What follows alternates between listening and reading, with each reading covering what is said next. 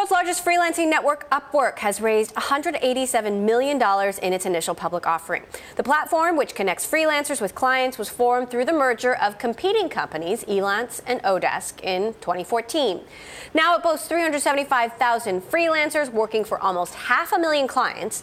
Bloomberg's Barinka caught up with CEO Stephane Kasriel to talk about the IPO. The specific segment of the freelance economy that we serve are people that tend to be highly skilled. 80% of the users on Upwork have a college degree, 34% have a postgraduate degree. So these are people that are truly doing this by choice. If they wanted a traditional W-2 job, they could easily get one. What they're getting through Upwork is they get more freedom. They choose to be their own boss, more flexibility. They can work from anywhere. They can work on the schedule that they choose. They essentially choose their clients. And on top of that, they typically make significantly more money than they would make through the local job market. So what we hear from freelancers time and time again is they would much rather take a higher pay and then choose their own benefits, as an example, than what would happen through a traditional employer.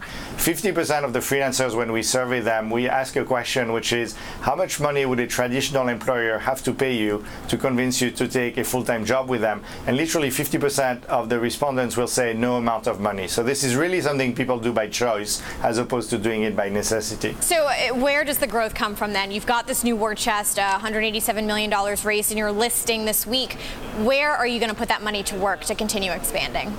Yes, so we're going to continue to do what we've been doing, right, which is really trying to get more new clients signing up every single day, as well as getting the existing clients to spend more on the platform, including cross-selling clients from one category to the other. What we see a lot is clients start by, let's say, hiring developers on Upwork, and then we get them to realize that we also have designers on the platform, and then progressively one thing leads to another, and they start spending across the 70 categories on the site, which ultimately is all about creating more jobs on the platform, because that is what we need more of in order to fulfill the the need for work that freelancers have on the site.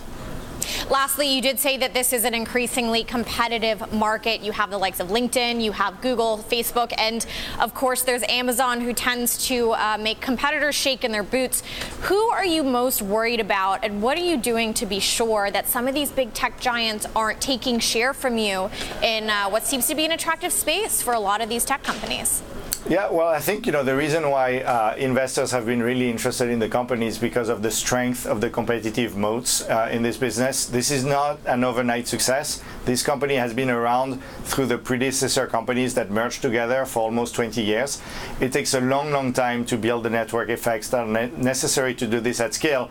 But once you get the spin wheel going, it feeds itself. So today, 100% of freelancers who sign up on Upwork do so through word of mouth.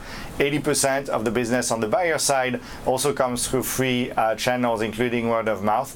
And so the spin wheel at some point starts to really accelerate, and that is, those network effects are one of the main sources of really strong competitive moats, and we think it's going to be really hard for others to imitate. Obviously, we continue to innovate a lot. We spend a lot of money on research and development. By the way, we use freelancers a lot. There's 1,500 people who work at Upwork.